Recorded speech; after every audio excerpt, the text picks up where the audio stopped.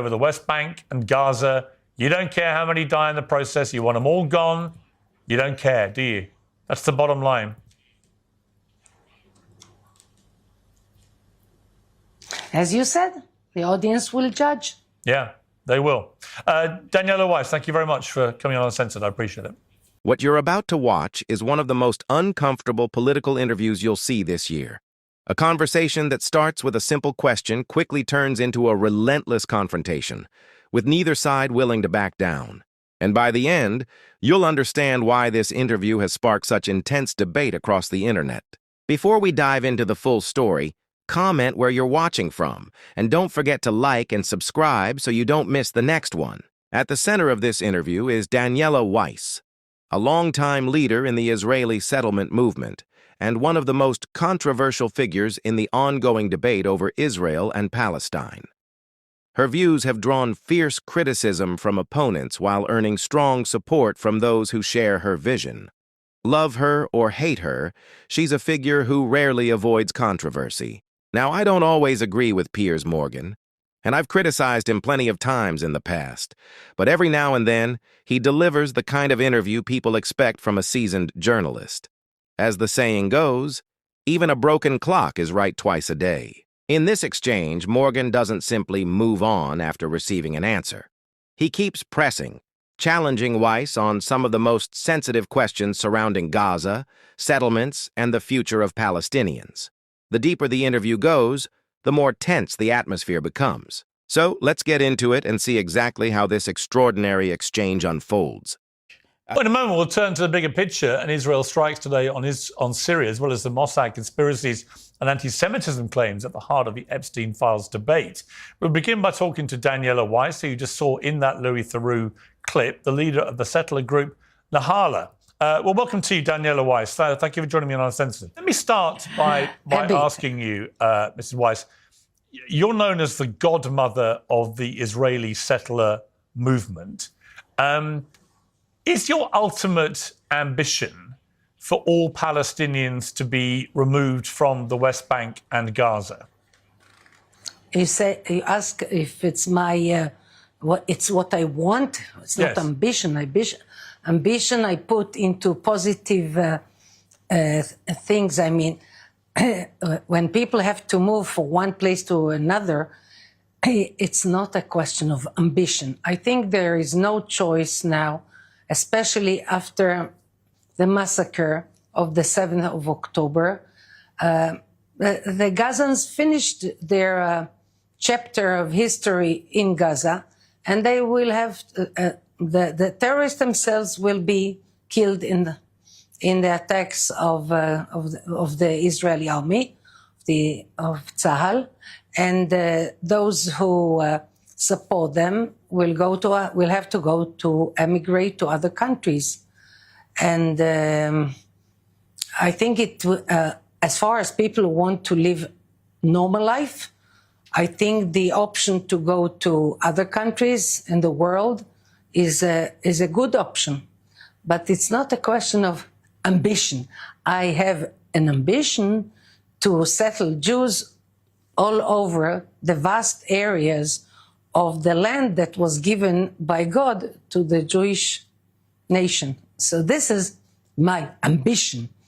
And in the midst of things, with the attacks of Arabs in different periods of history, and especially I emphasize now, the last attack, the last massacre on civilian population, that was the end of the history of the Gazans in Gaza. But it doesn't have to do with ambition. Okay, there are 2 million people living in Gaza. Half of those people are under 18 years of age. More than 20,000 Gazan children have now been killed since October the 7th. My follow-up question is, how many of the innocent Gazans, how many of the Palestinian children do you think should come to, say, Israel and to be allowed to settle there? To settle in Israel? Yes. Why? You why, said if you're going to tell them, if you tell them to leave, well, because if you tell them to leave their home, and you say that they should live in other countries, why would Israel not want to provide a home for them? No. Because the conflict between Israel and the Gazans brought this chapter into its end. We don't take any chance anymore. Many soldiers told me, some of them from my own family, that they were witness to so much talk and propaganda against Israel. And I think that there shouldn't be anymore any touch, any connection with between the Gaza population and the Jewish state. Let them be in other countries. There's 100 million Egyptians in Egypt, so there will be another 500,000 Gazans in Egypt, and some will be in Indonesia, other countries. Okay, but if I suggest that we carve out an area of Israel to put the Palestinians, we just slice off. Let me finish. We slice off an area of Israel, and all the Israelis who currently live there have to leave and go and live in another country. Are you happy about that? Would you be happy with that? You have some psychological need to slice pieces of the tiny state of Israel. No. I'm just saying. What's this need? Listen. Gaza, as you know. Well, hang on. Let me finish. Gaza, as you know, is a very small territory. I'm talking about a similar-sized territory. Is what? Gaza is what? I'm talking about. It's a very small territory. Gaza is what? Gaza is very small. And I know. So I'm talking about taking Indonesia. Hang on. I'm talking about taking. Africa is big. Let me finish. I'm talking about taking the Gazan people, the innocent Gazan people, not Hamas, but innocent Gazan people, and I'm talking about taking a piece of Israel and removing all the Israelis who currently live there and sending them off to other countries, and then you put the Palestinian people in that space in Israel. How would you feel about that? It's not a question of feel. It's not going to happen. Right. Why would that be wrong? Why would that be wrong, Mrs. Weiss? Why would that be wrong? Because it failed. We left Gaza in 2005, and we were promised that Gaza will be Singapore. And I didn't believe in it, but many Israelis did believe in it. And it turned into hell. Upper hell, down, lower hell, hell. And I think no more experiments. We are not a laboratory. We are a nation that wants to live in the land that was given to us, to the Jews, by God. But the Arabs, the Gazans don't want it. I don't want to be an experiment, a laboratory with experiments on the Jewish people. No, so you've made it clear. You think you will be... I answer you very... I want to tell you, what is your private name? Sorry, I don't know what I'm talking about. Too. My name. What is your name? I want to address you. My name is Piers Morgan. Yeah. Morgan? Can I address you, Morgan? You can call me what you like. My name is Piers Morgan. Piers? Piers, help me. Piers, what? I want to address you normally as two people who speak. Call me Piers. So Piers Morgan. This is what my... Call me Piers. Piers, okay.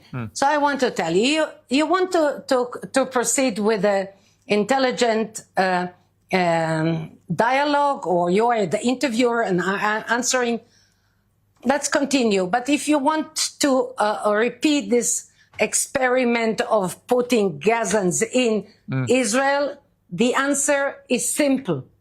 It will never be. No, I heard you. I just wonder. So much. Okay. I just wonder. Okay. Hang on. I just want to give you a question. I just wonder.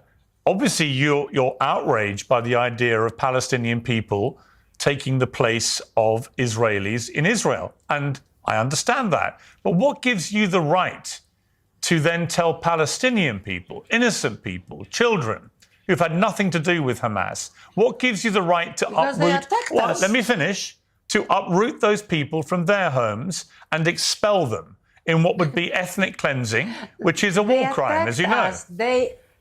They attacked Israel on the 7th of October. Yeah. They massacred Jews on the 7th of October after we evacuated Gaza for their benefit. What is not clear in what I say? Well, what is not clear is that you have also, in going after Hamas in Gaza, massacred between 70 and 100,000 Palestinians. And at what point does that become disproportionate? At what point does the fact that the Israeli government continues to prosecute this war in a way that kills so many children, does this become something which is completely unacceptable? Okay, not acceptable. So it's a fact. If they had not, you say that it is not acceptable. I understand that it's not acceptable by you. I think that if the Gazans hadn't started, the Hamas hadn't started the attack, there wouldn't have been a war. And we, for instance, as people who were evacuated from Gaza, in the past 20 years, I must say it's kind of a unpleasant confession for me, but this is the truth of the matter, that we haven't dealt with the idea of returning to Gaza, returning to our homes, because we said, okay, there was a contract, we gave it away, we didn't want it to happen, it happened, and that's it. The gates closed. Yeah, but here's the thing, here's the problem, Daniela. You have no right, Israel has no right to just take Gaza, to just take the West Bank, to expel take Gaza. To expel 8-9 million Palestinians. You have no right to do this. You have had no right to occupy Gaza for the last God knows how long. Where do you think you have this right to do all this? You're furious at the idea of any part of Israel being given up for Palestinians. Fine. Okay. But why would you then think it's fine for you to take over Gaza and the West Bank? May I ask you, why do you repeat the same question 3 times? You know, I don't see your face, so it's kind of difficult without the gestures. So well, let me simplify it for you. What gives you the right? What gives you the right to think that you can expel millions and millions of Palestinians? Look here. I don't know if the viewers, the people who see your program, have the patience for a historical summary. As the State of Israel was established in 1948, 3 days after the Holocaust, and 3 years after the Holocaust, and 2,000 years after the dispersion, after the Romans dispersed the Jewish nation. And then somehow there is an ingathering of the Jews in the land of Israel, the biblical land. And the biblical land that we hold to now is very tiny. We tried, according to the partition plan first, to be satisfied with a tiny, tiny piece of land where we have independence. And then when we were small, I would say tiny, and even without Jerusalem, we tried to manage a Jewish independence in the biblical state of Israel. And we were prevented from living this way. I was born before the state of Israel. So I know all this history from my own flesh and blood and my own family, and my father wounded in the War of Independence. So we tried to live in a tiny land, and the Arabs didn't let us live. So then there was the 6-Day War, and where I live now was liberated. I say liberated because it's the heart of our homeland in the 6-Day War. And since then, we tried to live peacefully. And the Arabs don't let us. So how can you try to change facts? Now, you gave me a chance to relate a tiny summary of history. If you have another way to put it, please go ahead. Okay, I'll put it this way. I'll put it this way. I'll put it this way. Guest. Let me put it this way. The UK government has sanctioned you personally in May of this year. You were described as having been involved in threatening, perpetrating, promoting and supporting acts of aggression and violence against Palestinian individuals. You have been described as the head of extremist settlers. The vast majority of the international community, including the United Kingdom, consider the settlement illegal under international law. Last year, the UN's top court, the International Court of Justice, said that Israel's occupation of Palestinian territories is against international law, and Israel should stop settlement activity in the occupied West Bank and East Jerusalem and end its illegal occupation of those areas and the Gaza Strip as soon as possible. So that's a bit of history for you, which is that you have been seen as the godmother of Israeli extremists who believe that you have a right to all this land, you have a right to settle where you want to, you have a right to expel all the Palestinians and to take over their land. And I say to you that actually, under international law, you do not have that right. It's actually a crime, what you're doing. And you should stop doing it. So that's my question. My question for you is, why do you continue to break the law? I don't know. You present things in a very journalistic way, so I don't know. Well, they're facts. You say, do it. Everything I just read you is a fact. Yes. What facts? What facts? I just read you the facts. I can read them again if you didn't hear them. Morgan, listen to this. I never hide what I do. I am being interviewed by you and by everyday media people come to this home and to the hills where I establish communities. And I tell what I think and what I do and what I plan. So if there is anything in what is so openly exposed that can be considered illegal. Well, you're committing war crimes. What is illegal in what I do? You're committing war crimes. Why? So you are speaking to me now. Yeah. You're giving so much time in your program to a person who commits war crimes. Yeah. Why do you do it? I'm holding you to account. What's the sense? I'm holding you to account for your war crimes. I'm telling you should stop your war crimes. I'm telling you, you have you have no right to displace millions of Palestinians and kick them out of their homes. You don't have that right. Morgan, you hope that through your program you will enhance the chance that I will be put to trial? Is this why you give me so much time in your program? Yeah, I think ultimately you should face a trial. Yeah, you should. You're breaking the law. Yeah, and you're inspiring other people to break the law. Okay. What shall I tell you?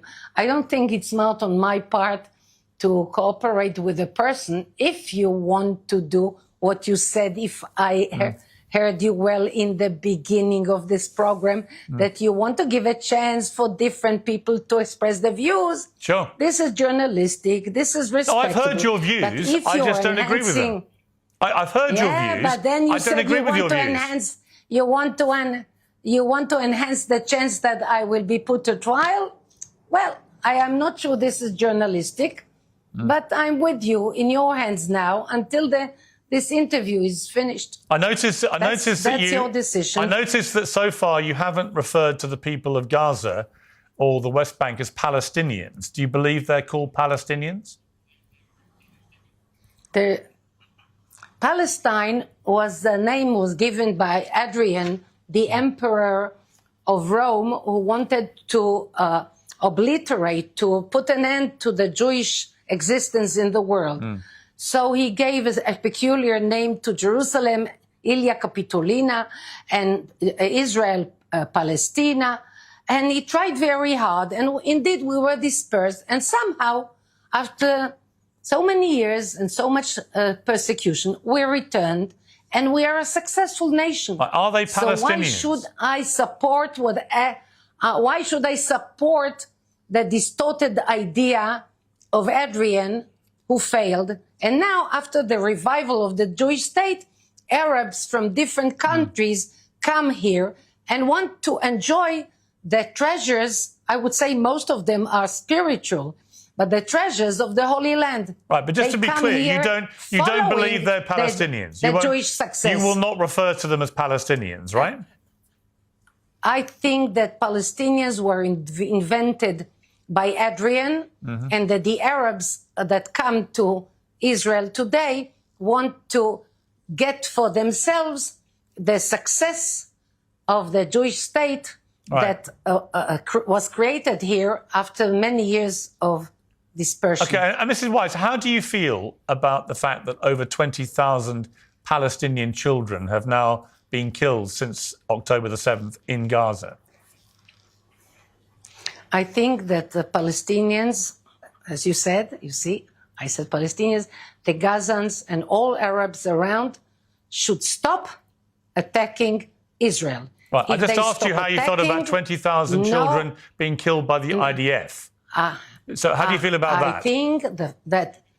I think that the parents should be very careful before they teach the children to hate Jews and to kill Jews. No, that wasn't my question. I warn the That wasn't my Arabs. question. Sorry to be persistent, but my question. That was your question. My question was, how do you feel? Answer. My question was, how do you feel? How do you personally feel about over 20,000 Palestinian children now being killed since October the 7th in Gaza? How do you feel about that? I think that Arabs, Gazans or Jordanians or Syrians, whoever, should be very, very careful with the way they educate the children. Yeah, that wasn't my question. That wasn't my question. Many of them. Can you answer my question? Answer. That was my answer. So you don't to care? Your question. You have no thoughts about these children at all? You choose your questions, and I answer them the way I believe is right. But just to be clear, you have nothing to say about 20,000 children being killed. Nothing at all. I have a lot to say about everything that happened as a result of the massacre of the 7th of October. I understand you care about Israeli children who died, as do I. But I'm able to care about both sides of children who've died. Why don't you care, seemingly, about the Palestinian children who've died? Why can't you express any sympathy or sorrow or empathy with the children who've died in Gaza? Are you able to do that? I warn all Arabs from all sides, from all borders, warn them, stop educating children to hate Jews. So just to be clear, I've now offered you three times. I made myself very clear. Oh, you've made yourself very clear. You asked me 5 times. I'm going to give you one last... You asked me 7 times. Okay, I'm going to give you one last chance to offer some empathy or sympathy or sorrow about the deaths of 20,000 children in Gaza. Are you capable of doing that?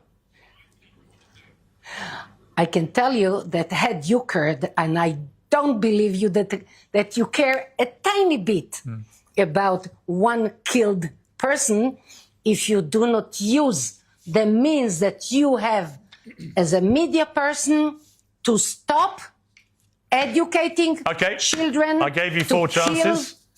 Jews. Okay, you gave me 7. You gave me 7. And you know what? You couldn't give a damn, could you? That you are to blame more than me. You don't care, and all you want is all the Palestinians gone. You can barely even bring yourself to say their name. All you want is to take over the West Bank and Gaza. You don't care how many die in the process. You want them all gone. You don't care, do you? That's the bottom line. As you said, the audience will judge. Yeah, they will. Daniela Weiss, thank you very much for coming on Uncensored. I appreciate it.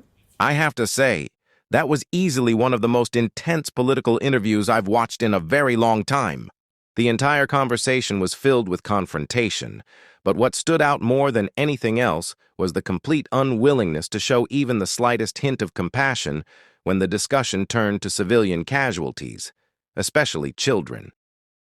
Whether you agree with Piers Morgan or not, he repeatedly gave Daniela Weiss opportunities to answer one very direct question, and each time, she chose to pivot somewhere else. That moment is probably what many viewers will remember most from this interview.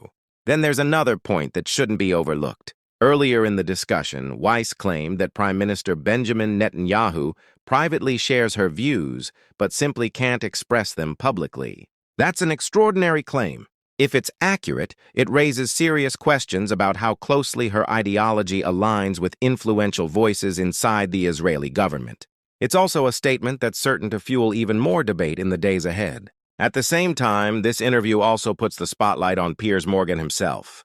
Throughout much of this conflict, Morgan has often been viewed as broadly supportive of Israel's military campaign. So seeing him aggressively challenge someone whose views are even more hardline created a striking contrast. It highlights just how controversial Weiss's positions are, even among people who have generally defended Israel's actions. Another moment that really stood out was her repeated insistence that Palestinians should simply relocate to other countries. She returned to that argument several times and delivered it with complete confidence.